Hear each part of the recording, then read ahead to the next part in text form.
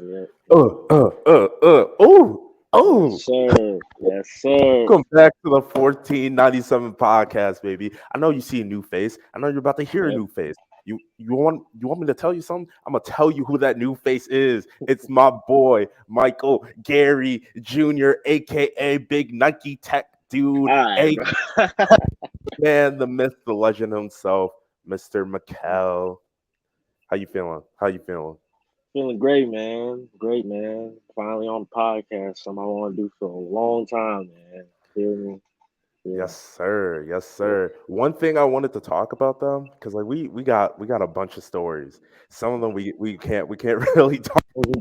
Can't really talk about something. Can't talk about everything, but Story that I wanted to talk about was Georgetown, because that I'm no. still not over that to this day. It was crazy too. Mm. we literally we beat no yeah we beat Georgetown. Yeah, we won by what? About two? I think it was 2 points. Yeah, it was like two or three, And right? like right after the game, we made Mark Aguirre, and we were feeling good. We was like, you know what? Let's see what's our chances of meeting Patrick Ewing. Exactly. So we walked to the opposing team's locker room. We could because we could have been like some regular people and some messed up people and just straight up waited or just waited till he came out and asked them. But no, we asked coaches, one of them, somebody I don't know if they were coaches or not, but we pretty much asked them, hey, can we possibly meet Patrick Ewing? This guy wants to lie and say that we were big Knicks fans. I'm nowhere near a Knicks fan. Let's get that out the way right now. I'm not a Knicks fan. I am a Heat fan for life. That's it. So don't lie like that. But the guy was like, he said, nah. They just started shaking their head at us, saying, nah, nah. And we were like, cool, that's fine. Right. But once we turn our back, they told us, so don't ever do that again. I'm like, yo, like you can say it to our face. Literally, like as we were walking away too, and it was like one of those TV scenes where you like you want to turn back around because you feel like someone's going to say something, and then you keep Right, on walking, and they say that. I was like, yo, like don't say that slick shit. Like right, if you're bro. Like, right. If gonna, you know, like, at least say it to our face or something, bro. Like, like, come on, bro. That's not respectful. But you see though, if you look at the record, Patrick Ewing got fired, and they were worse than Big East. So learn your lesson right there. And guess what? Since Patrick got fired, those coaches are gone too. So yeah, Mister Tough Guy, right, fuck out of here.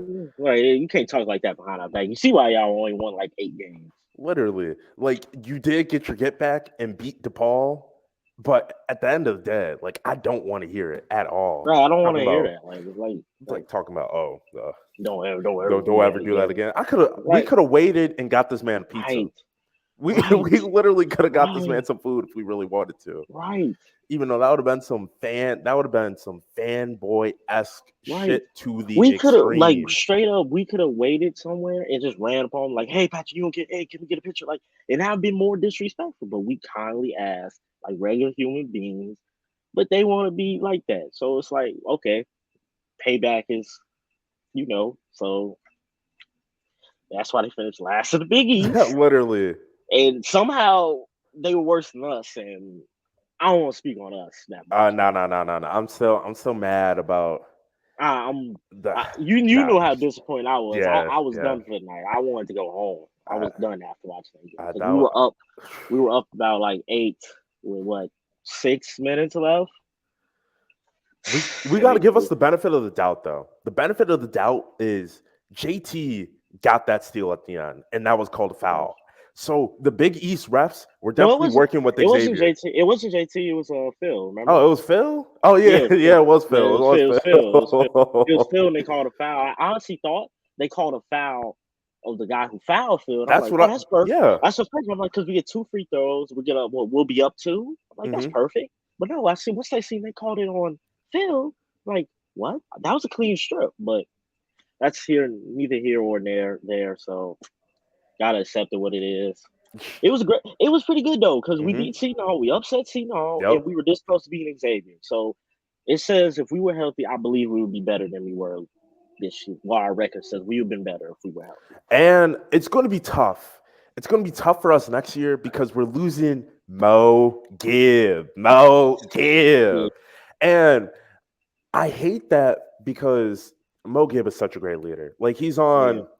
Shout out to the DePaul women's basketball team. Shout out to Jory Allen because he is on the level of Jory Allen when it comes to leadership. Like you walk absolutely. in a room and their leaderships are just on the same level. So you're losing that. You're losing Nick. The transfer portal was about to be their best friend, and it was their Right. best friend last year because they got KT out the portal, Deshaun out the portal. So it's going to be interesting to see what can Stubbs and their department do when it comes to like getting people out the portal. I mean, you can look at it as like we were 9 and 22 team, Hmm. but we upset Seton Hall in the Big East tournament. We upset Xavier back when they were number 3, and we almost beat them again. Yes, Hmm. we did lose in the Big East tournament, but we were up 10. Players should look at that and say they still have a culture. It's just if they were healthy, we probably. I mean, personally, I think we probably would have beat Xavier if healthy. But what happened? What happened? So gotta accept that. Yeah. On top of that, too, I think our record would have been much better to the point where we're floating in the same situation as like Clemson, North Carolina State, even though Clemson didn't make it, but North Carolina State and like all those other teams where we have a case because in most of the first halves that we played against quad one teams, we were competing. Marquette, we were what? Only down by like two in the first half? Two or Yeah, four? yeah, yeah. You talking about on the road or at home? Because At home. at At home home we were. we were at home we were competitive until around like the fourth quarter. Yeah. But that was pretty much the story for the whole season. We had a lot of we had a lot of close games that we blew, but we still it was close. That was better than last year because last year we were getting destroyed by everyone in the Big East. But at least this year we were close, but then lose it. So it's just constant improvement. So next year that means we'll probably be close again and probably have more wins. Exactly. And to feed off of that, I'm excited. I don't know about you, but I'm excited for March Madness. March Madness is the best time of the year. Hands Yeah, down, best time of the I year. mean, yeah, it is. This, I mean, like I told you before, I'm not really like the biggest college guy because I Hmm. usually pay attention more to big names because I'm more of an NBA professional sports guy. So I Hmm. pay attention to the big names, individual players, not teams. But that's because I don't know. I'm just not really the biggest college guy. I'm trying to get into it, but it's just step by step thing. It's Just step by fun step. though. It's fun. It's fun watching it because of just all the craziness that happens. And speaking of Oh, of craziness, course. that Lakers game was pretty good last night. I was watching that game. It's pretty good. I Pretty didn't good get a Lakers game. I didn't get a chance to watch that, but what I will say Hmm. to a lot of people, watch out for the Lakers. Nobody wants to play them. Nobody should want to play them because D'Angelo Russell, he's a bucket. He's a good passer. He's a pretty good help defender. He's a really good help. He's not amazing on one, but he's a really good help defender. And one thing I did see online was people were saying yeah, they keep blaming the Lakers fans keep blaming Russ. Like, no, the reason why it didn't work for Russ is because the money. It's Hmm. money. It's not because it's play. If Russ was playing on his contract he has with the Clippers, it wouldn't be a big issue. But a six-man making $47 million, that's kind of hard to do. So it's like, and then replacing Russ with D'Lo, Vanderbilt, which I speak highly of. I Hmm. loved Vanderbilt since Minnesota because Vanderbilt is amazing as a player. That's underappreciated. But back on original topic. But like you got back a shooter, Malik, Vando, and Delos, and so it's like that's of course 3 players more valuable than one. So and Delo fits better because he can shoot. Because he can shoot. That's it. Because he can shoot. He can play off the ball. Russ needs the ball in his hands. But you see, Russ with the Clippers is really good. Yeah, I He's love it. really good That's why I love the move. because it's more spacing. The Lakers didn't have spacing. You can't put Russ in a team with no spacing, except 2017. But you can't give him a team without spacing. You give him spacing, you can see he's a pretty good player. He's a pretty good player. And No people, pressure. oh, go ahead. My bad. No, I was just saying it's just like it's not much pressure on him because now he's only playing for like $1 million Hmm.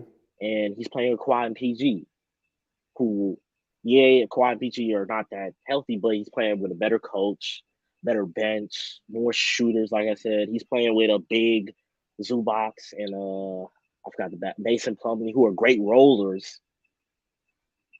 I can't emphasize it enough, but he has shooters. So when he drives, he can kick it. That's what matters. I don't think people understand that fit matters in the league.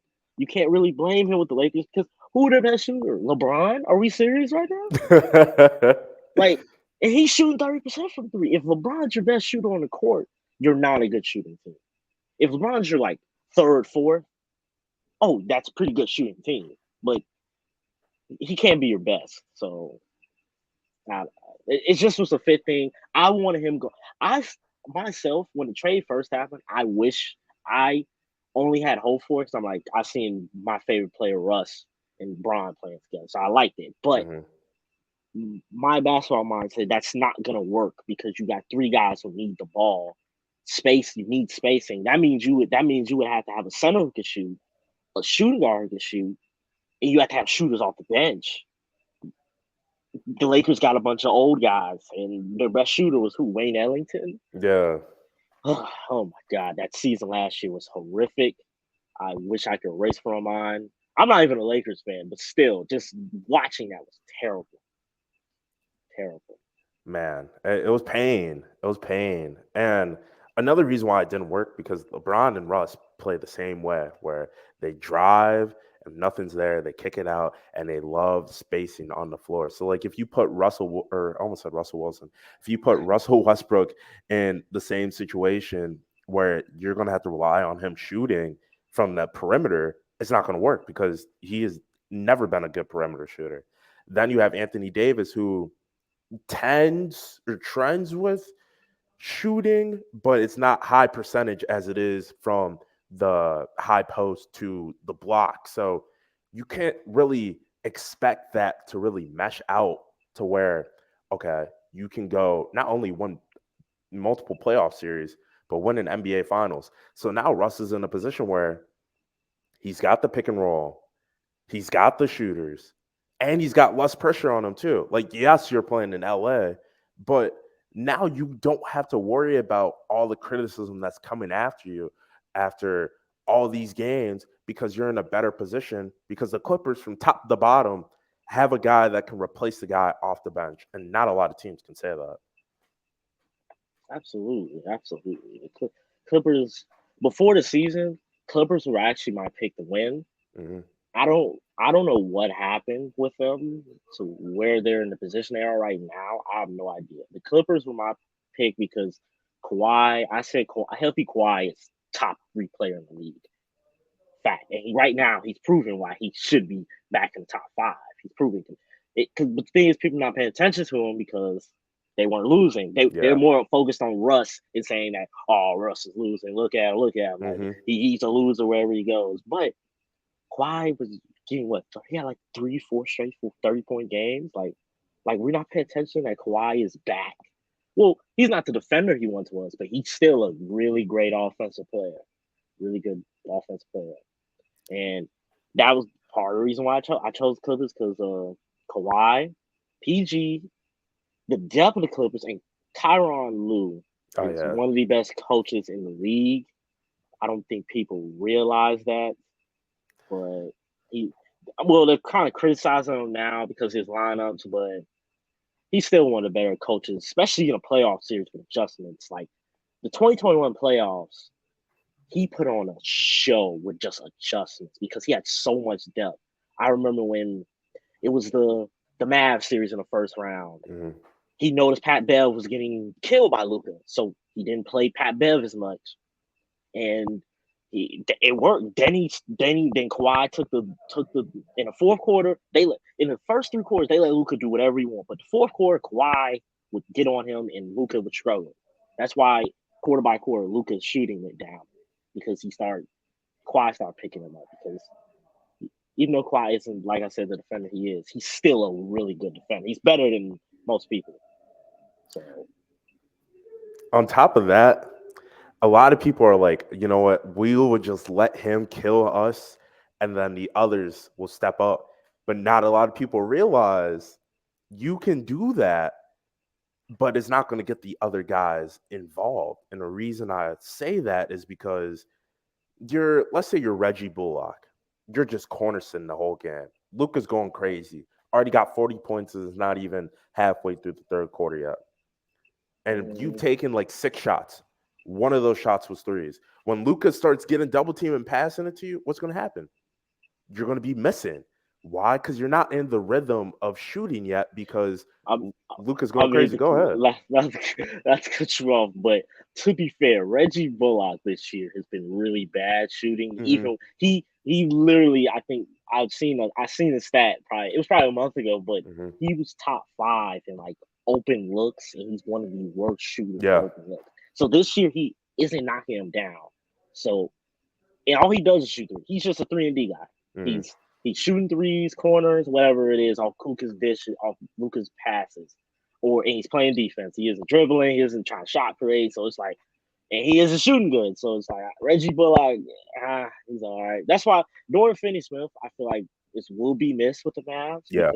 Most definitely. because he was he's a reason, part of the reason why the Mavs beat the Suns Mm-hmm. because his shooting and defense. Because the Mavs legit could switch their 3 through 5 at some points, but I just get so much regret with that series, man. I don't even want to talk about that because you don't understand, man. Because CP's my guy. Oh, you I had so much remember turmoil through that series. I remember having an argument with my homie because I told him to watch this. I told him I said I remember we had an argument. We had a whole argument between CP and Kyrie. I told him, I said, the Suns are winning this year. Guaranteed fact. Once they lost game 6, my heart, I'm like, they're about to lose the series somehow. Mm-hmm. But if you would have told me they would have lost by 40, I said, you're crazy. They're probably losing a close game. They lost by 40. You not understand how heartbroken I was and disappointed. He still will not let it go. He won't let it go. I'm pretty sure we talked about it yesterday. He won't let it go, and I'm mad about that because I'm like, damn, I have really no comeback. I have no comeback to that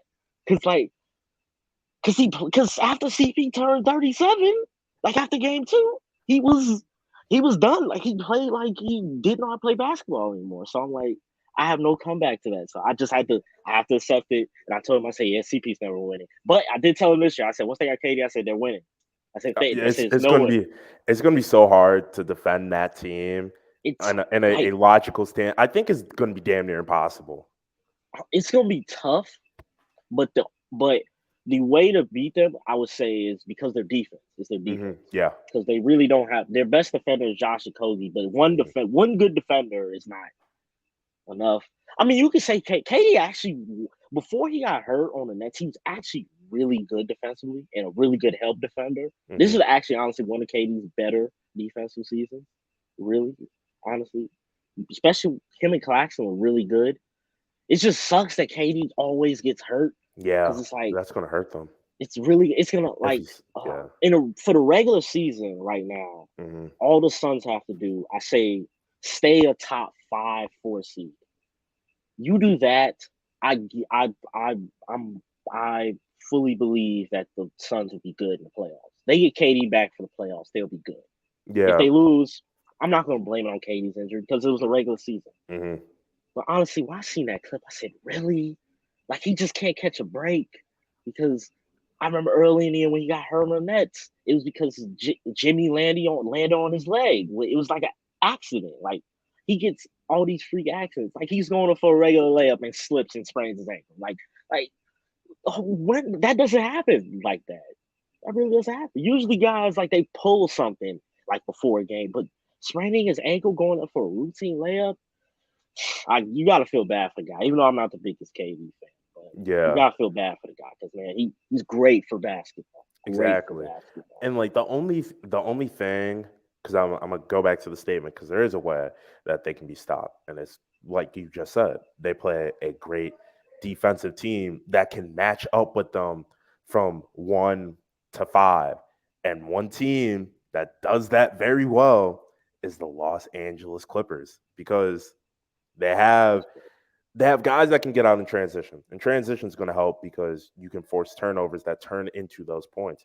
On top of that, they have not one, not two, not three, not four, but all of their guys can get you at least 6 rebounds per game. The only thing that's going to stop them is their consistency shooting because they've had a problem with that throughout the course of this year.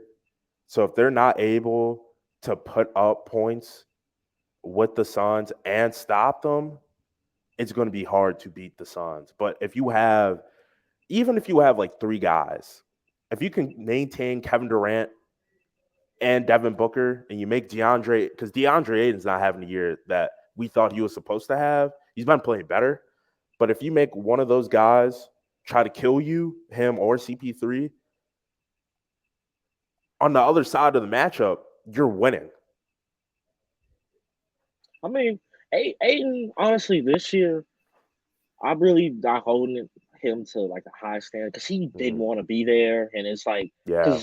because what the Suns pretty much did, they pretty much told him, yeah, go sign wherever. We'll just match it. Like, and that's honestly as a player, like how can you really like that? Because you the team that drafted you is pretty much like we really don't want to give you this money, but if a team gives it to you, we'll just match it, Yeah. which is kind of messed up in a way. So I don't blame him, but is been rumors that he does have some type of maturity issues, but that's not a hero there right now. But from a basketball standpoint, he's the fourth option, right? Well, no, he's the third, but Yeah. Aiden had when he's on, he's pretty good. He's pretty good center. He's a pretty solid center. I'd say he's Mhm. at least the top 6 center in the league right now.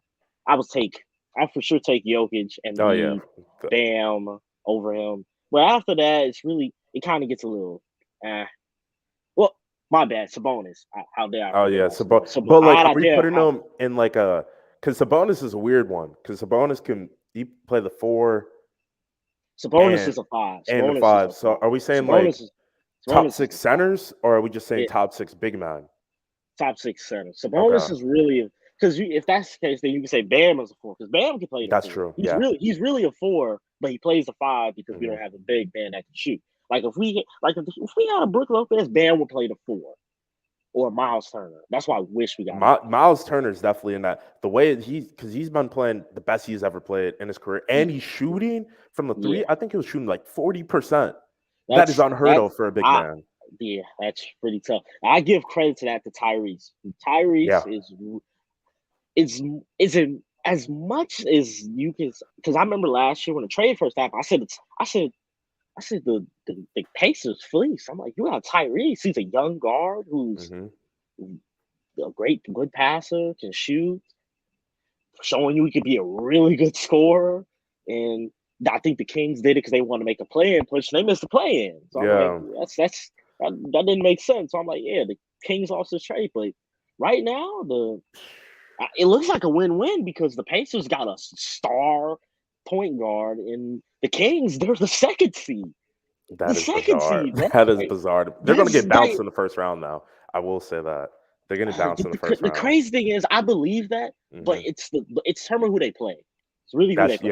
yeah. If they play a veteran team like the Warriors, they probably lose. They'll Yeah. probably lose. Because who's 8 seed right now? If like playing, let's say like playing's done and everything is set.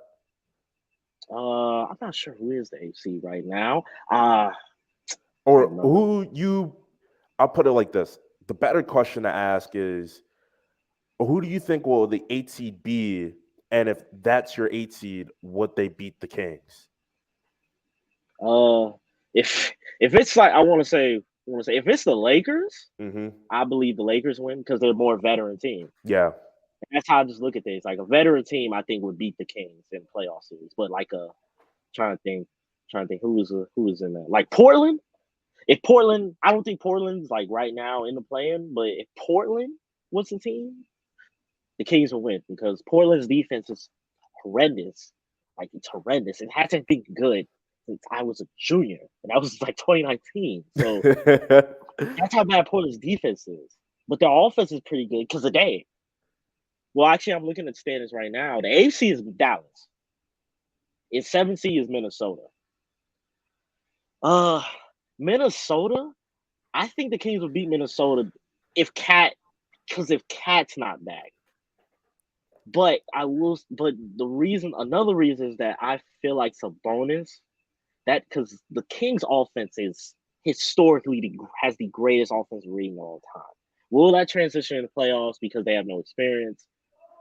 I don't know, but I'm going based off right now. I think the Kings will beat the Timberwolves. Now I Mavericks, I can attest to that. I could see that. I truly see that. Rebounding, they would get destroyed because of the King, Rudy oh yeah, Gobert being in the paint. but But but the playmaking King, wise, yeah. But what you got if Cat's back, Cat still isn't back, and he got hurt in November, which I don't even yeah. know what his injury was, but you got Cat guarding Keegan Murray on the perimeter, and then you got because Sabonis. I don't think right now. I'm not sure if he's an elite 3-point shooter, but I'm pretty sure he's pretty solid. I think he's solid, Let me but look he it can. But up. the pick and roll, pick and pop. Then De'Aaron Fox has a great mid range. Do you want Rudy Gobert? Like Rudy Gobert in playoff series, if you go against a guard that can ISO him on the perimeter, he got killed he made Jalen Brunson last year and look like how he is right now. And Terrence Mann. I know you remember Terrence Mann Oh my cooking him. goodness, you don't understand. I watched that game. I wouldn't say he cooked him. They cooked their scheme. It's Yeah. because literally the Clippers just played 5 out. They played 5 out, and all they did, and the Jazz had no perimeter defenders. So all you did was have to do was beat one. Gobert has to help, and that's Terrence Mann in the corner. And Terrence Mann had the game of his life. So that's just like I said, credit Ty Lue for scheming up a great thing because it exposed Gobert right there, and that's what teams do. They just pretty much they attack Gobert off the pick and roll because he's not trying to get beat. So they just shoot mid ranges on him. It's kind of like Jokic in a way. Well, except Jokic isn't the rim protector, but Yeah. Jokic can't guard. He can't guard the pick and roll. That's what he he that's what he Chris Paul was cooking him on. killing him. And then he was getting killed the other day by the Spurs, who are the worst offense in the league. He got killed. He got destroyed. I don't know what it is with the Denver right now, but they need to get their defense together. They need to get it together right, like immediately. Because around this time, this is when you got to play your best basketball going Mhm. into the playoffs, not playing your worst. Because when you play your worst, it's going to lead into playoffs. And then just going to it's just going to be over. Because Denver, who they play? Like if Denver plays the Lakers in the first round, in my opinion, if LeBron's healthy, the Lakers are fully healthy, Denver could get knocked by the Lakers because you got AD, you got LeBron, D'Lo's gonna because AD D'Lo pick and roll on Jokic, it's gonna be really tough. And then the Lakers, since the trade deadline, have the best defensive rating in Yeah. the entire NBA. And I said that if you because I remember hearing rumors about Vanderbilt and the Lakers, I said AD and Vanderbilt would be amazing as a backline defense. And right now, it's showing you that the Lakers, their defense is their offense in a way right now until LeBron gets back. So that's how I'm. The Nuggets. I feel bad for them because they're going to end up probably playing a really good team at the 8 seed right now because the West is just stacked. If you're looking at it From right now, top to bottom, from bottom because C to like I think it was like C to 5 to 13 was separated by 3 games. Think about that, 3 games. right now, the, the 13th seed Blazers are literally 2 games out from being tied or 2 games below the Pelicans at 12, and the Blazers could end up still making it somehow. So it's like you get the Nuggets can mess around and end up playing Dallas, Minnesota, Utah.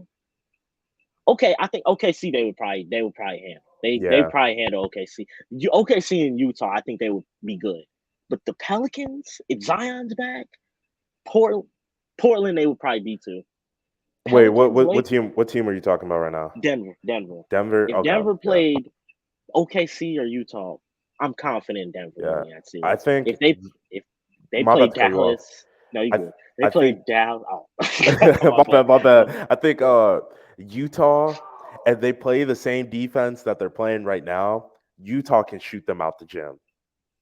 I don't know if they shoot them out the gym because Utah doesn't have a guard that's gonna like beat them.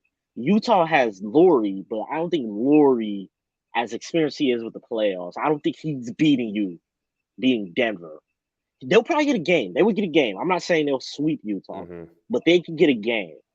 But I'm not so sure it's Utah beating Denver. But Lakers, Pelicans, Mavs, or Minnesota. If I'm a Denver fan, I'm be worried because they possibly could win that series. Or Yeah, anybody who slips, because you see how the West is. Somebody could slip. Somebody could go on a lose streak, and the Clippers, the Suns, they could lose so many. They could lose games that end up being an AFC. And do you want to play the Suns with a mm-mm. healthy KD in the first round? That would be horrendous. It'd be So I would bad. expect.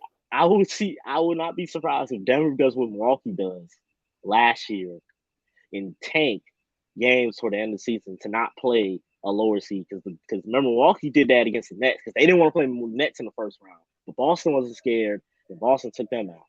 So I Swept don't know how their teams. ass. Man, talking about that. I remember we had a conversation about this before. Mm-hmm. I said it was probably gonna go 7 or 6. A sweep? You couldn't you couldn't you I couldn't you could have said I bet $200 right now that they're not getting swept. And I said I would take that bet because I'm like they're not getting swept. No way the Nets with Katie, Kyrie are getting swept by Boston. I said they're gonna at least get a game or two, or even 7. I got swept. Which is insane. Katie or Kyrie, they only played good one time throughout that. Like, isn't that so crazy to say? They only played good one time throughout that Yeah, series. that is crazy to say. And actually, KD, honestly, I think he had 30 in game 4, but it was inefficient. Um, yeah, he was inefficient. Kyrie had 40 in game 1, but he kind of like faded away after game 1.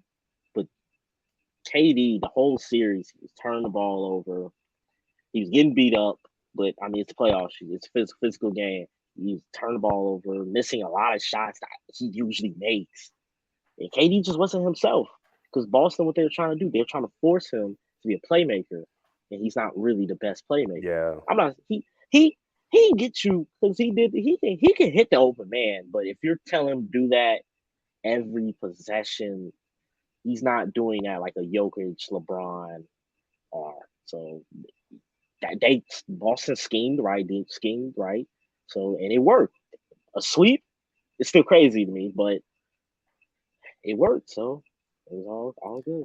That's why the Suns got to be prepared for them to blitz KD because as soon he's not going to be able to turn around and hit his mid-range shot because I feel like teams are just going to blitz him and just take that Boston Celtics scheme. So then you're going to have to rely on either Chris Paul or Devin Booker to really get him open. Okay, all right. Let's not make it seem like Devin Booker isn't like a great offensive player. Well, great. We're talking about just like not just scoring wise. You're just talking about like playmaking, like getting others I open. mean, to be fair, I don't think. Honestly, the only reason the Boston scheme worked is Hmm. because they had Steve Nash as their head coach, and we know how bad Steve Nash is. Because when Jacques Right. Vaughn took over, the Nets looked like a better team, completely different team on both sides of the ball, and you're telling me you think Monty Williams is a really good coach? Oh yeah, I I don't think agree, 100%. that Boston thing. But you got another thing you got to think about though. No, not a lot of teams have what Boston had. They don't have an Al Horford. They don't have a Robert Williams. They don't have a Grant Williams, a Jason Tatum, Jalen Brown, Marcus Smart to match up like that. Who in the West really has something close to that? The Other Los you Angeles Clippers. okay, but but is Russ Marcus Smart on defense?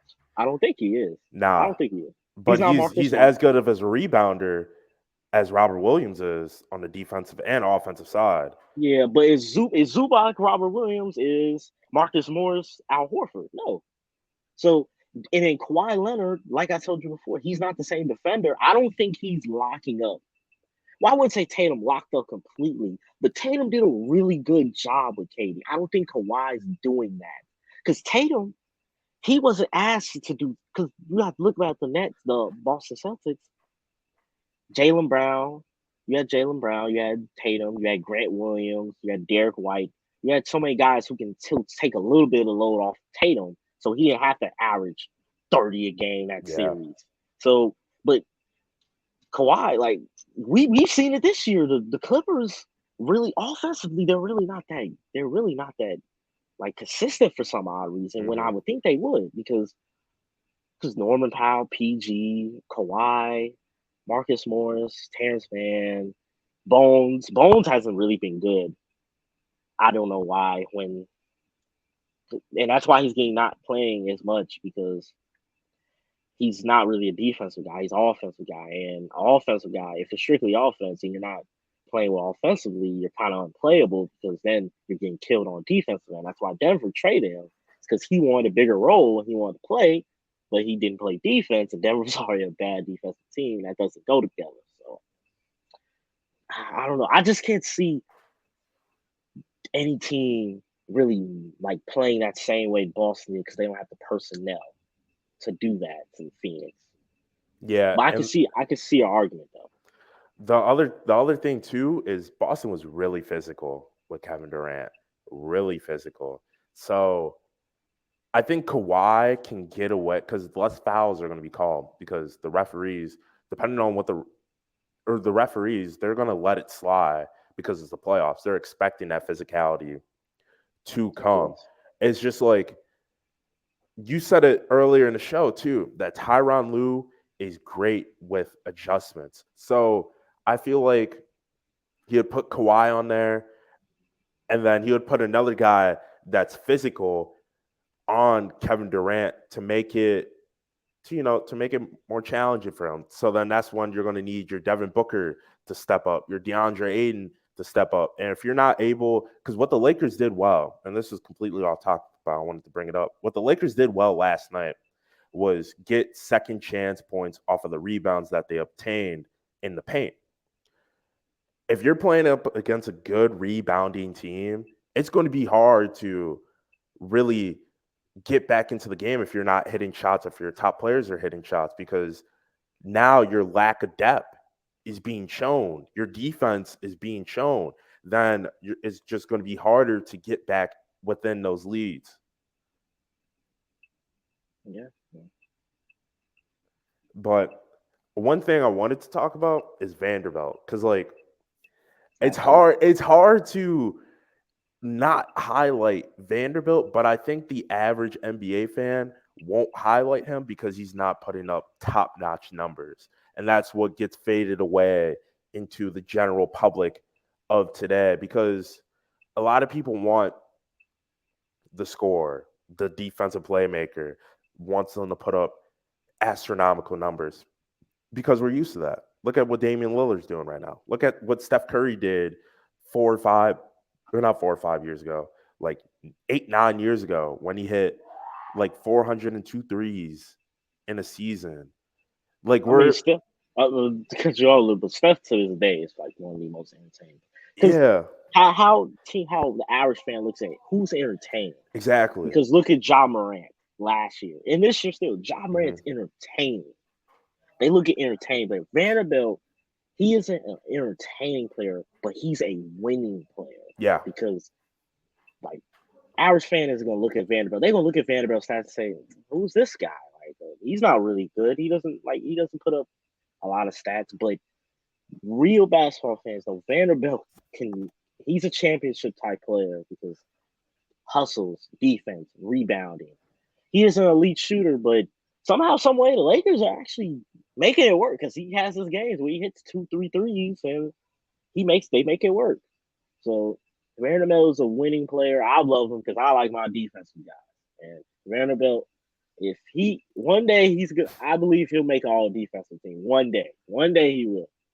When he's consistently on a good team, he will make a defensive team. my only criticism with Vanderbilt right now is his rebounding because his rebounding is streaky. So if he's able to get consistent rebounds, he'll be fine. But other than that, I mean, yesterday Lakers were doing a great job all around rebounding. So what I'll say about that is if you're not depending on him to solely get you 10 rebounds, but the team around you is getting, y'all are getting 60 rebounds alone throughout the whole game, then you can let it slide a little bit. But from like a solo performance, you would want him to be more consistent when it comes to Absolutely. rebounding the ball. Absolutely, absolutely, you would. Because I know, and then think about it. Because yesterday he was kind of played out of game a little bit because Hmm. he was getting killed by Julius. He was getting killed by Julius, and but once the AD got on Julius, and Julius slowed down. But then they let RJ go on, so that was a winnable game for the Lakers. They needed it because now they're the 11th seed. They would have solidified themselves as right now the 9, but now they're fell back to 11, and now they're 2 games below 500 again. They were this close to getting back to 500 since last year in December. They have not been a 500 team since December of 2021. That is crazy to think about. And they were that close to being 500 again. I keep remembering because it's like that 2-10 start is what set them back so Yeah. much because right now, the only teams who have a better record than them since that 2-10 start was Denver, the Kings, and I believe it's Milwaukee. And those are the 3 best teams in the NBA right now. So that says if they didn't start 2-10, they would probably be a 5-6 seed right now. And right now they're not fighting to make the play in. They'd be fighting for hot seeding, not playing. They shouldn't be fighting for that. But to be credit, to to notify it, the Russ thing. Like, not blaming Russ, but Hmm. all year they tried to make it work. Darvin Ham was playing 3 guard lineups. I don't know why he was doing that, but and then AD got hurt, LeBron got hurt, Lonnie Walker and Reeves got hurt. So I don't know how the Lakers are going to survive without this, especially with no depth.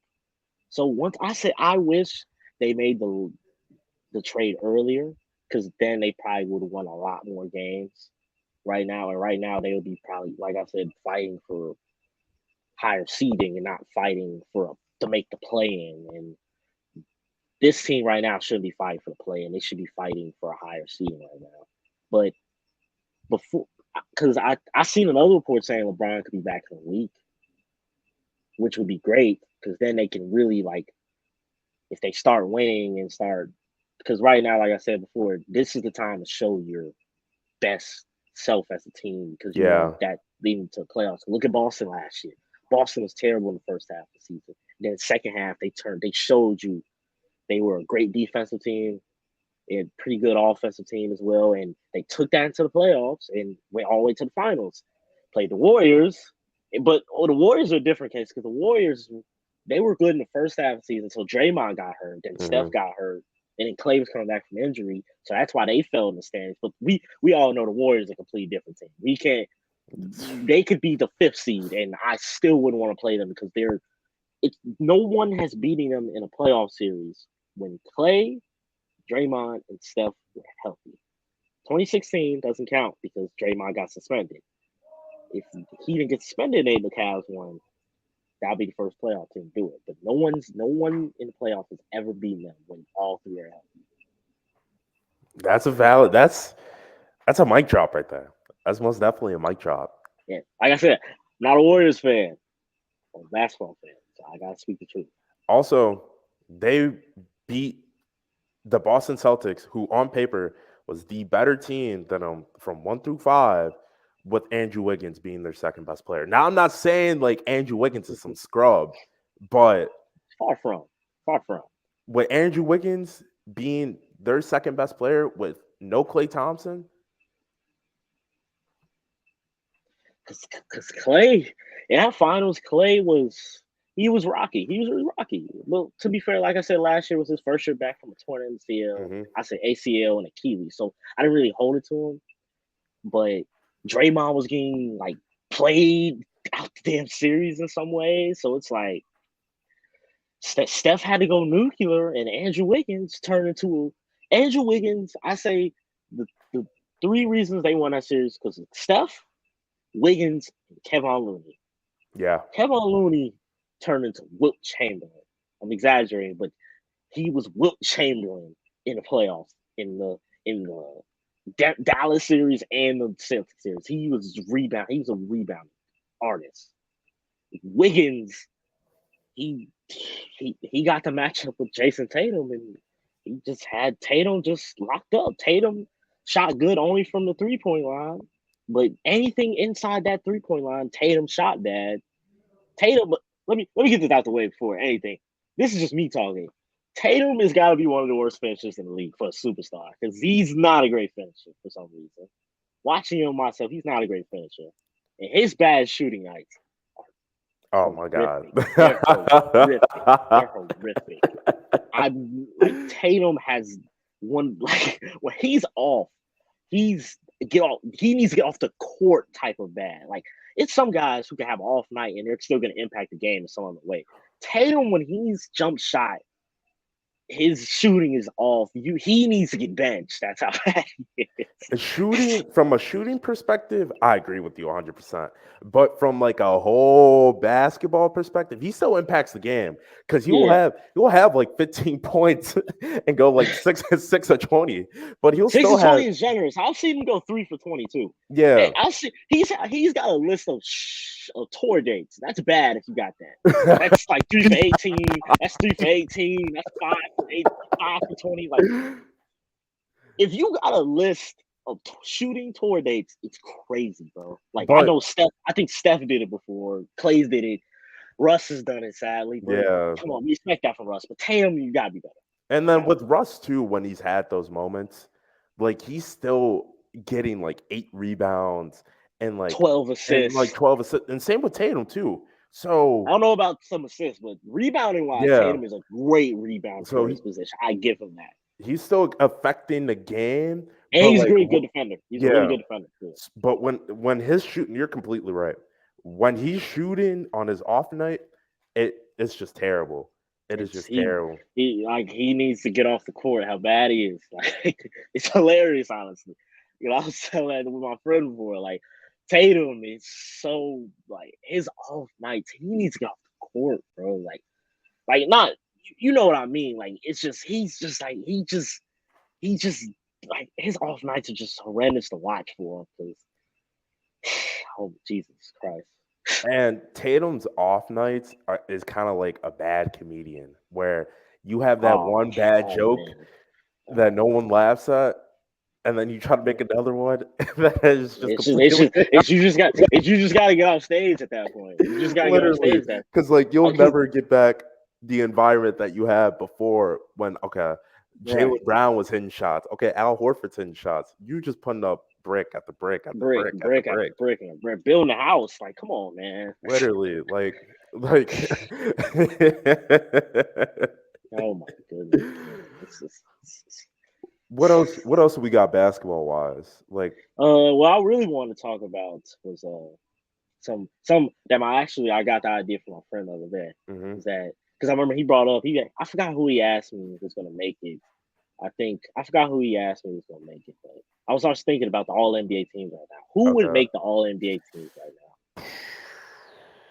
Right now, in my opinion, Giannis and Jokic. Giannis, Jokic, Luka.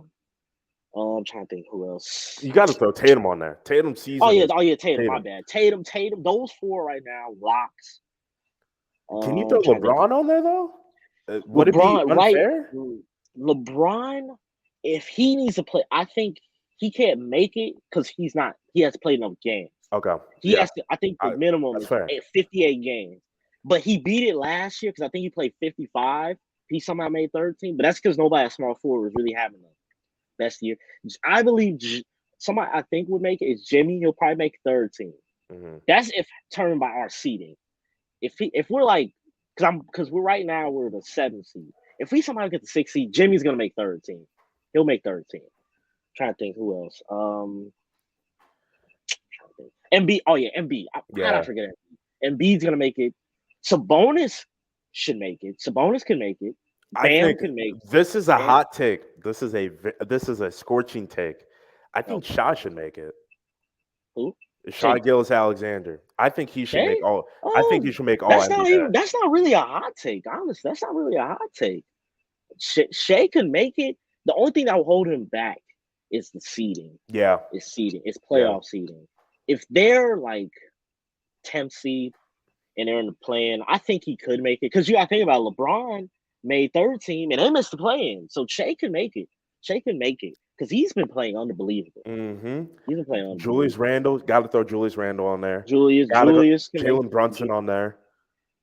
Ooh, that's a tough one because you know the guards is really hard to make because there's only so many Yeah, because you got Brunson, Steph, Dame, because Luca, how many guards make it? Is it six six? because you got to think because forwards sometimes can make it as a center sometimes some because you know the forwards they count it as 3 forward spots not a center spot exclusively The so yeah reason I say my bad to cut you off again, but now you get it. the reason I say Jalen Brunson is you look at what the Knicks were last year and you look at what the Knicks were this year, they're a much better team. And not only that, you can see that he's affecting the locker room. Like Julius Randle yesterday, I forgot who, I think it was Malika Andrews was talking about this. He has barely got into like any verbal altercations with like referees or players, and he did that a lot last year. And he said his mental game has gotten so much better, and that was one thing that he wanted to work on. Not only that, Jalen Brunson is putting up like 27 a game. The Knicks, without him, despite their win, they were I struggling think a yeah, little I bit. think they lost about like 3 games straight before they beat the Lakers the other day, Brunson, Brunson. I'm pretty sure he's averaging 24 right now. He can pass. He's a pretty good. He's a solid pass. I'm not gonna say he's an amazing pass, but he's a pretty solid passer. But he's a bucket. And putting in keywords, he's a bucket. He's mid range threes, getting to the rim, floater. He's a really good floater. I like guards with a really good floater. Yeah, and Brunson, right now, I think he's a part of the reason why Julius Randle is shooting so damn good right now from Yeah, three. I definitely will give Brunson a lot of credit because last year you got to think about it. The year after COVID, the Knicks were just a surprise team. Mhm. So it's like when teams like that they can get away with a lot of stuff in the regular season because teams are like, he's not going to keep doing this. And Randall, he ended up doing it for the whole year. This year, but you seen last year, he wasn't the same shooter. He wasn't same. He just wasn't the same player. So and it affected the team. They looked bad in general. But this year, the pressure isn't on him as much as being his main scorer because they have Brunson now. So that's why Randall, I believe, is playing much, much better How many now. And people? Oh, my bad, my bad. Go, keep going, keep going. I'm trying to think. Yeah, I must say I liked Randall because I like his shot. His shot looks really good, but he did play like a kind of terrible, like the year after COVID. He had a really bad play style. It's mainly like ISO heavy, and the Hawks exposed that because in the playoffs it's a different animal doing playing ISO all game. So it's like it didn't work, and last year it didn't work either because teams exploited it, and now this year he's doing better because you can't double him and less pressure is on because Jalen Brunson, like I said. So, Hmm. I So mean, honestly, in my opinion, I like the NBA better than the Knicks are bad because of fan base. But that's just me. That's just me. I like it big when the Knicks toxic aren't guy. that good. They're pretty toxic, but and it's just better just not seeing the Knicks succeed. My whole since watching basketball, the Knicks have been a pretty bad team. So seeing them lose, I don't know. I get some type of joy watching the Knicks not be good. But hey, if the Knicks are good, the Knicks are good. There's nothing I can do about it. I'm just mad because we got gamed by Julius Randle the other day, which broke my heart because we got banged by I forgot his name. Was it Kevin Harlan? You know the signature Yeah. bang. You know No, it's no, you're talking about bad Mike when Breen. Mike Breen. I said Kevin Harlan. My bad. My bad. But Mike, oh my god, that's so bad. We got hit by that. you know it's bad when you get banged, man. Because it was a bad What? three. Pause. All right, bro. You know what I mean. You know what I mean. You know what I mean. You know what I mean. You better watch out for you get fined because Cam Thomas got fined for that. Let me chill. You know, Cam Thomas got fined for that. You better chill. Yeah, you're But right. back on You're right. top. Back on topic. Julius Randle, Brunson, Dave. It's hard to really determine who would make All NBA. Well, because I gotta look at a whole list right now to determine that. Yeah. I don't know, but honestly, I can't even say that because sometimes the voters pick somebody I don't think should have made it. Like last year, the Miami. You can say I'm biased, but we were a number one seed. You can't tell me no one should have made All NBA. I understand Bam because the games, but he made all defense. Jimmy should have been third team at least. But if the voters say a number one seed doesn't have a single All NBA team, that means we have to be the greatest number one seed of all time to be a number one seed with no All NBA player. We have to be the greatest or Tyler Hero is the greatest six man of all time. And oh my god, I don't even want to get and start ranting about Tyler, how much I don't like him. I would I'd rather have so many players than Tyler because Tyler, his oh my goodness, man. Like why are we reluctant to trade him for Donovan Mitchell? I've seen Heat fans say they believe Tyler's better than Donovan. And Donovan can score on all three levels, can be is a better defender. And what you gonna say? Donovan's 6'3". Well, Tyler's 6'5" with T-Rex arms. And he gets locked up by anybody. And Tyler can't guard. He can't guard anyone. He can't guard anyone. And Tyler struggles against good teams. Donovan Mitchell doesn't struggle against good teams. He doesn't. He averages like 29 on Boston. And Boston has so many defenders to throw at him. So in Tyler, I'm pretty sure that Boston series probably averaged like 12 points on like 30 shooting. Tyler was useless in that series in a way. And when I seen Donovan Mitchell was up for trade, I said, we gotta get him. I said, I don't care if it takes Kyle, Duncan, and Tyler. I said, we gotta get him. I don't care how many first round picks it is. Donovan, Jimmy, what we needed last year was another scorer with Jimmy. Donovan Mitchell would have been perfect in that Boston series. He would have been perfect because we got another guy who can get 25. And Jimmy, who the whole playoffs shows you he could be a top 10 player in this league. I firmly believe that Jimmy is a top 10 player in this league strictly off playoffs. And I'd rather a guy be top 10 in the playoffs than regular season. Like he can coast in his regular season, but towards the playoffs, right now he's playing really, really great basketball. But our team is so bad because we choose to run it back. I don't know why we did that. Kyle Lowry isn't that good anymore. Tyler is that good. We've overpaid Duncan, and he's getting DMPs, and he's getting like 15, 19 million a game to get DMPs. Max Strus is supposed to be a shooter, and he's not shooting it well. Caleb Martin's playing the forward. He's like 6'5", man. Like, this is getting ridiculous. Our backup center was Dwayne Dedman. And he's washed. It's been rough being a Heat fan this year, man. It's been rough. And the only thing I had this year going for me was Bam playing great and him possibly winning DPOY. He's not going to win DPOY. That's already thrown out the window, and he's struggling right now. So, like, can we just end the season? Like, I have no. Because this season reminded me after the bubble. This is reminding me after that. And if we get swept, I won't be mad this time because after the bubble, I was upset we got swept because I'm like, I believe this team would be good, was pretty good. But we got swept by the Bucks, and it was a blowout after game one. This year, I want the season to be over with because I need things to change. Because Pat Riley, what are you doing? Our best move was signing a 7-year-old Kevin Love. Like that's not moving a needle. That's not moving anything. We're wasting Jimmy's prime. Like we don't know how many years he has left playing like this. I mean, He's 30. At least Kevin's bringing in like Duncan. every once and then because like Kevin Love isn't dunking. he gets a discount from Duncan. Or no, that's for like 54 and up. My bad.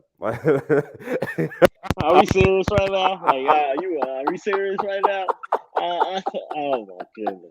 Oh my goodness! Kevin Love he was a nice pickup in hindsight because you're like, yeah, he's an actual big, but if he's not a great defender. So and he's 37. He's never been a great defender, and he's 37. So you're not getting better as a defender with age. So and he's not making threes, so he kind of up in rebounding. What's he doing for us in like outlet passes, which I like. Oh, We'll talk about that. We'll talk about that another time. But it's this year is rough as a Heat fan because honestly, I feel like what we looked at is our trade deadline moves. It's the buyout market and Oladipo being healthy. I'm be honest, I'm kind of done with Oladipo, man. He's not getting back to that. I'm not even expecting him to get back to All-Star. I'm expecting him to get back to like at least a guy who can give you 15 and great defense off the bench. But I don't think he's gonna get even close to that anymore. So I kind of said what Oladipo is. Kevin Love, he's a 37-year-old vet. I'm not expecting much from him. Cody Zeller has been really good though. He's really good for us. He's a great backup big man. I wish we had him. We picked him up earlier in the year over Deadman because Cody Zeller hustles, rebounds, rim protects. He doesn't block the shots, but sometimes you need to block shots. Like Bam. Bam doesn't block shots, but he's still a really good paint defender. So Cody Zeller's a really good pickup. He was a good pickup. Kevin Love and Oladipo right now are struggling. Kyle Lowry, I've been over him since I want to say the playoffs. I say, yeah, let's get him out of here because he's overpaid and he's washed. He's washed. He's not the defender he once was. Shooter, no. Finisher, no. Playmaking is probably his only thing he can do. Floor general is probably playmaking, leadership, and floor general. Being a floor general is probably the only thing he can do anymore effectively. But other than that, this season we could just throw it away. We gotta throw it away because right now it's not going. Hey, we're better than the Bulls though, so I'll take that. I knew that was going to come up at like some point in time. We're better than the Bulls. We're better than the Bulls, and you guys are actually worse than us because y'all are actually trying to win. We're gonna make the playoffs in these, and you guys have no. Your young guy is Zach LaVine, but is he like 27? Yeah, he's like 27, 26. At least we have Bam, who's like 25. We could build around that, and as much as it hurt me, Tyler's only 23, so we can still build around that. You guys have like a 33-year-old DeRozan, Vucevic. Zach LaVine is 28. Okay, yeah. 28. He's 28. That's even worse. We have much younger guys to build around. Even if we decided to just say we're gonna just trade Jimmy and Tank, we still got young guys to build around. You guys got a DeRozan that's older. He's still good, but yeah, you can't rely on him for too long. Vucevic, Lonzo, in my personal opinion, I think Lonzo should just retire because the knee isn't getting better. He shouldn't just keep getting these surgeries because it's just gonna make it worse later in his life. He's just retire. He's made a lot of money. It sucks because Lonzo last year for the Bulls that's when the Bulls were good. Lonzo and Caruso. That's when they were really good. But once Lonzo got hurt, the Bulls just dropped. They just dropped, which is crazy. We don't got a guard that can facilitate like Lonzo. That's what it is. I don't know why they want to hide it. That's what it is. Didn't the Bulls draft a guard this year? But I don't think they. Dalen Terry. He hasn't even played. Yeah, because he's still in the G League, I believe. He's still in the G League. So we just drafted him just to put him in the G League. I mean, we drafted Jovic and he's in the G League, so we're in the same boat. Well, our rookies, but yeah, exactly, exactly. But I think that's enough NBA for today. Nah, yeah. The NFL. We're gonna have to roll through NFL pretty quick because I got a paper to write. Uh, well, we can get through a couple topics, pretty simple ones, real quick. Mm-hmm. One I really want to talk about was the Bears trade their pick to Carolina. I didn't like it because they traded. Whoa. Whoa, listen. Hear me out. No, Hear me okay, out. Hear okay. me out. I'm Hear me listening. out. I'm Let me listening. cook. Let me cook. Let All me right, cool, cook. cool, cool. I'm listening. Let me cook. They traded to 9. I didn't like that because that's a little further down. So that means the guy they want, like, I know they still want Jalen Carter in the other linebacker, but I don't think they're gonna be able to get him because they traded all the way down. But 2 firsts, 2 seconds, and Mm-hmm. 2 seconds if DJ Moore was worth it because DJ Moore is a 1,000-yard receiver every year except last year. But you got to think about who his quarterback was, Yeah. Baker. And Baker, Sam Darnold, and I forgot the other guy's name. PJ. PJ. Oh yeah, PJ. So this was his only year other than his rookie year, not having 1,000 yards. And DJ Moore is almost guaranteed it somehow with bad quarterback play. So DJ Moore reminds me of like Brandon Cooks. Cooks usually has bad quarterback play almost his entire career and somehow gets 1,000 yards. Mm-hmm. So DJ Moore for Justin Fields, congratulations, clap it up for him because man, he's got a weapon. He's got a weapon. They could probably draft a receiver at 9. And with with the amount of money in free agency, they can sign better offensive line, and they possibly could trade for Derrick Henry. Oh, I wouldn't do it because I wouldn't do I that wouldn't do it, either. but I'm just putting it up in the air because you got to think about running back getting closer up in age, Mm-hmm. and the Titans are trying to like restart their roster, so I don't think the Titans will ask for much. They'll probably ask for like a third. Even though a third is still valuable in a way, it's not a second or a first. So a Mm-hmm. third for Derrick Henry, still in his prime, because he still is, honestly. He had 1,000 yards last year. It just wasn't impactful because the Titans weren't as good. Mm-hmm.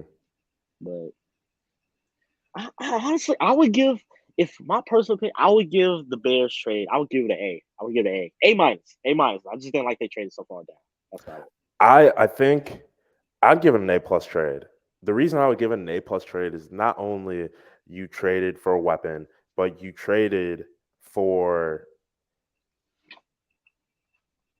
All right, cool. That's some valuable information I just found out. You just traded for a weapon. Not only that, you traded for more assets draft wise. You traded for another first round pick, another second round pitch, Mm-hmm. but that was given. Those are Yeah, just yeah. the given stats. That was pretty much given. What I You love nailed it. about it more is it kind of makes you think they're going for someone else. You sign Tremaine Edmonds, you sign the Eagles linebacker, so those two guys are going to Oh start. yeah, they did. I did see that they did So draft I those think signings. Ryan Yeah. Poles is foreshadowing the future because he's like, we know they're not going to be there. So why pass up on these opportunities to get two guys that performed this year and not and just wait for a rookie and then develop a rookie? So you get two, or I almost said Hall of Famer, Jesus Christ.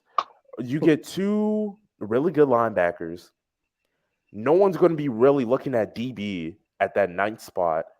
Adam Thielen is still on the loose if you wanted another I receiver. mean, I don't think Adam would sign with the Bears. He would probably sign with a team that's more like the Chiefs. I think he Mm-hmm. would sign with the Chiefs or something because he wants to win a Super Bowl. Yeah. That's what he wants to do. I don't think he would sign with the Bears. He would probably sign with the Chiefs. But like you still have a lot of this draft is like Jamar Chase's draft where it is very deep. So you can get a guy like Zay Flowers late in the first round or like those types of guys to where you can build for the future. And Justin Fields, now this is Justin Fields, you have to succeed passing wise in this season. But I love the trade. Trade was Oh good. I'd yeah, give it an A+ trade. You got everything that you needed that was worth for that first round pick. absolutely, absolutely, absolutely. Looking good for Bears fans now. Yeah, it is now. And then apparently, I'm waiting for Shefty to trade or to tweet it out. But Barstool Chicago tweeted out that Aaron Rodgers was traded. But I don't know if that was I true. don't I'm think just waiting that's for true. Shefty. I don't think that's true, but I'm not liking it for my team because we're not the Patriots are not looking like that for us because the Dolphins are gonna be good next year because they just got Ramsey for a third, which is crazy. It's criminal. The Bills are gonna be good anyway because they Yeah. got Josh Allen. The Jets get Rodgers. We have the worst. It's like we're in like the Derek Carr situation. We have the worst quarterback in the division, Mac Jones. Hmm. Because honestly, in my opinion, I would take Tua over Mac because Mac Jones is. I mean, yeah, you could say Tua has more weapons than Mac Jones ever has, but Tua is pretty accurate. He's a pretty accurate quarterback, and he can run a little bit, like a tiny bit. But I still would take Tua over Mac, even though I'm a Patriot fan. I I still like Tua right now over Mac Jones. Only problem with Tua is he has not played a full season of football yet, and he has had That is, 4 concussions in one season. and you can't forget to mention his other injuries before he got into the NFL. So injuries like that. That's why they exercise his fifth year because they want to see can he be healthy. Because they're not going to extend him until he can show them that he can be healthy. Hmm. Once he shows them that, I believe they'll lock in with Tua, extend him, whatever. Or if he doesn't, Mike they'll White. have Mike White. yeah, Michael. Yeah, that was actually a really good signing. That was actually a really good signing because just in case Tua gets hurt, you get a pretty solid quarterback as your backup, which is smart. But yeah, oh man, the Dolphins, yeah, this is gonna be rough for us. Uh, right now, I don't think I would bet us making it the playoffs because we got three teams on our division that look better than us on paper. Like I said, on paper, because things could change. Things could definitely change. You never know. An Now, injury can happen. I don't know. now we got to figure out because I got to go be an academic weapon. So we gotta figure out what is our best. What topic did you want to talk about the most for football? Football. Hmm. Hmm. Right now, oh the Giants and Dan Jones. Okay, all right, we're I okay. I yeah thought that was I didn't like it, and what I found I out after that was terrible. How so you mean to tell me a guy that had got injured, Saquon Barkley, right, comes into yes this season, yep almost has 1,500 yards rushing, uh-huh 10 touchdowns, 10 touchdowns. yep You franchise tag him, and you yep give Daniel Jones the money. That doesn't make sense. That's like someone robbing a bank, and the police comes, and the police stops them, and then the police goes, you know what, you can take the money. Just run away with it. Like what? Like in what world does that no make that's sense? more like the guy who just drove them there be the arrested and the guy who took the money they're like no you keep the money we're just gonna arrest him. That's what it is. That's what it is. And the thing that makes it worse though, Daniel Jones just got paid like Patrick Mahomes type money in a way. But Lamar Jackson is getting treated like he's Daniel Jones just because he wants a guaranteed contract. You're gonna blame an MVP, All Pro quarterback, Pro Bowler. The man is 45-16 in the regular season when he started. But Daniel Jones, who threw 15 touchdowns last year, is getting 40 million a season to hand the ball off to Saquon, who got franchise tag. That's the biggest disrespect. It's disrespectful. That's disrespectful. Daniel That's Jones. blasphemy. That is blasphemy. The crazy thing is, people are gonna say, "Well, Daniel Jones has the same amount of playoff wins as Lamar."